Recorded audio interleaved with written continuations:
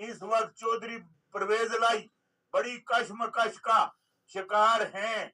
अगर इन्होंने खान का साथ देकर असेंबलियां तोड़ दी तो इनकी सियासत बच जाएगी, वरना इनका भी पंजाब से शरीफ बरादरान की तरह सफाया होने वाला है।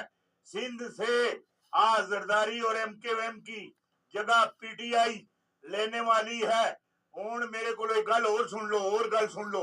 हूं काफ लीक दी चौधरी की हूं जरूरत नहीं नहीं नहीं नहीं नहीं नहीं मैं जड़ी गल आखना पिया नहीं नहीं नहीं नहीं नहीं नहीं हूं काफ लीक की जगह ते तारीखे लबैक आ इधर मेरी गल सुनी कि नहीं हो।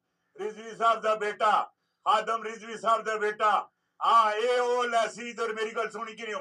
जेड़ी गल मैं तुहानू आखना पिया ए निक्की गल नहीं की वड्डी गल है, वड्डी वड्डी वड्डी। और एमकेएम की जगह ते भी